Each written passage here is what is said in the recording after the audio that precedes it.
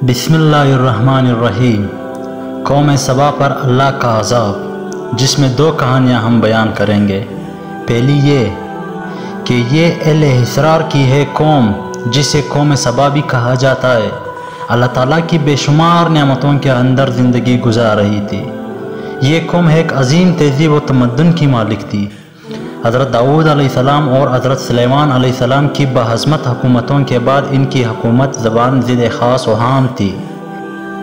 کہا جاتا ہے کہ یہ لوگ گندم کے مغز سے آٹا پس کر روٹیاں پکاتے تھے، لیکن اس کے برعکس وہ اس قدر اسراف کرنے والے اور ناشکرے تھے کہ انہی روٹیوں کے ساتھ بچوں کا پاخانہ صاف کرتے تھے۔ استغفر اللہ۔ بعد ازاں ان آلودہ روٹیوں کو اکٹھا کر کے ایک پہاڑ بن گیا۔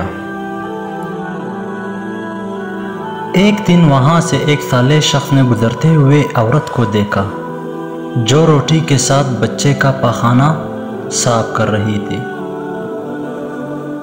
اس شخص نے عورت سے کہا، تیرے اوپر افسوس ہے، خدا سے ڈر، کہیں ایسا نہ ہو کہ خدا تیرے اوپر اپنا عذاب ڈالے اور تجھ سے اپنی نعمت چھین لے۔ اس عورت نے جواب میں مذاق اڑایا اور مغرورانہ انداز میں کہا، جاؤ جاؤ، گویا کہ مجھے بھوک سے ڈرا رہے ہو۔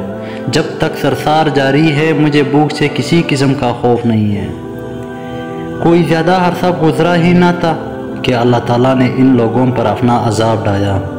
پانی جو کہ زندگی کی بنیاد ہے ان لوگوں سے چھین لیا، یہاں تک کہ قحط سالی نازل ہوئی۔ بات یہاں تک پہنچ گئی کہ ان کے ذخیرہ کی گئی تمام غذا ختم ہو گئی۔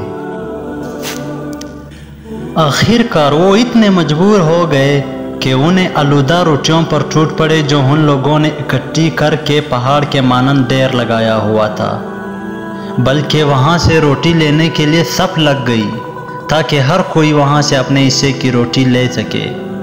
کفران نعمت، قحط اور ان کی بدحالی کے بارے میں متعدد روایات موجود ہیں۔ سورہ نحل کی آیت نمبر 112 اور 113 میں یوں ارشاد ہوتا ہے کہ ترجمہ، اور اللہ نے اس بستی کی بھی مثال بیان کی ہے جو محفوظ اور مطمئن تھی۔ اس کا رزق ہر طرف سے باقاعدہ آ رہا تھا، لیکن اس بستی کے رہنے والوں نے اللہ کی نعمتوں کا انکار کیا تو خدا نے انہیں بھوک اور پیاس کا مزہ چکھایا، صرف ان کے ان اعمال کی بنا پر کہ جو وہ انجام دے رہی تھی۔ یہ سب کچھ جو ان کے ساتھ ہوا یہ صرف اور صرف ان کی ناشکری کی وجہ سے ان کے ساتھ ہوا، اور یقیناً ان کے پاس رسول آیا تو ان لوگوں نے ان کو جھٹلایا، تو پھر ان تک عذاب آ پہنچا کہ یہ سب ظلم کرنے والے تھے۔ اور دوسری واقعہ میں کچھ یوں بیان ہوتا ہے کہ ان لوگوں نے اپنی زراعت کو بہتر طور پر کاشت کرنے کے لیے پانی ذخیرہ کرنے کی خاطر بل کے دو پہاڑوں کے درمیان ایک بہت بڑا بند محراب تعمیر کیا ہوا تھا۔ سوراخ اور دوسرے پہاڑوں سے گزرا ہوا پانی اس بند میں آ کر وافر مقدار میں جمع ہو جاتا تھا، مطلب اس جگہ سے سارا پانی جمع ہو جاتا تھا۔ قوم سبا نے اس پانی سے صحیح طور پر استفادہ کرتے ہوئے وسیع و عریض اور بہت سے خوبصورت باغات لگائے تھے اور کھیتی باڑی کو رونق بخشی تھی۔ ان باغات کے درختوں کی شاخیں اس قدر پلوں سے لدی ہوئی تھی کہ کہتے ہیں اگر کوئی شخص سر پر ٹوکری رکھ کر ان کے نیچے سے گزرتا تو پل خود بخود ٹوکری میں گرنا شروع ہو جاتے اور قلیل مدت میں ٹوکری تازہ پلوں سے بھر جاتی، لیکن نعمتوں کی کثرت نے انہیں شکر کرنے کے بجائے سر مست اور غافل کر دیا تھا، یہاں تک کہ ان کے درمیان بہت بڑا طبقاتی نظام وجود میں آ چکا تھا۔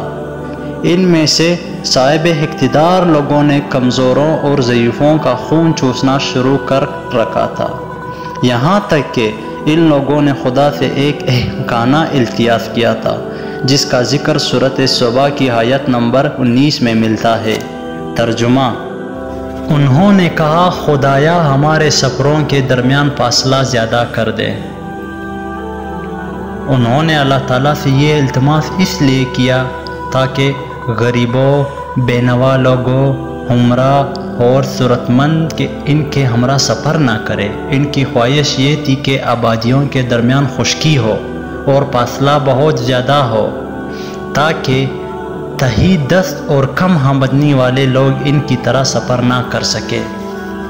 اللہ تعالیٰ نے ان مغرور پیٹ کے بیچاریوں پر اپنا عذاب نازل کیا۔ بعض روایتوں کے مطابق ان مغرور لوگوں کی آنکھوں سے دور سے راہی چوہوں نے محرب نامی بند کی دیواروں پر حملہ کر کے انہیں اندر سے کھوکھلا کر دیا۔ جو انہوں نے ایک ڈیم بنایا تھا، ادھر سے بارشیں زیادہ ہوئی جن کی وجہ سے سیلاب آ گیا اور اس بند میں پانی بہت زیادہ اکٹھا ہو گیا۔ اچانک بند کی دیواریں ٹوٹی، اس سے ایک بہت بڑا سیلاب آیا جس میں تمام دیہات، آبادیاں، مال مویشیاں، باغات، کھیتیاں، ان کے محل اور گھر پانی میں غرق ہو کر نابود ہو گئے۔ ان کے باغات اور زراعت میں صرف بیری کے درخت اور کچھ جھاڑیاں بچی تھی۔ خوشحال پرندے وہاں سے کوچ کر گئے، جبکہ الو اور کووں نے قوم سبا کے کنڈرات میں اپنے گھونسلے بنائے تھے۔ اس بات کا ذکر سورہ سبا کی آیت نمبر 15 اور 16 میں ملتا ہے، اور آخر میں سورۃ سبا کی آیت نمبر 17 میں قرآن کریم میں اس واقعے کا یوں نتیجہ نکلا ہے۔ ترجمہ: یہ ہم نے ان کی ناشکری کی سزا دی ہے اور ہم ناشکروں کے علاوہ کسی کو سزا نہیں دیتے ہیں۔ بہرحال یہ تھا قوم سبا کا واقعہ جن پر اللہ کا عذاب نازل ہوا تھا۔ اگر آپ لوگ چینل پر نئے ہیں تو ہماری چینل کو سبسکرائب کریں اور بیل آئیکن کی بٹن کو دبائیں تاکہ آنے والی ہر ویڈیو آپ لوگوں تک پہنچ سکے۔ اللہ حافظ۔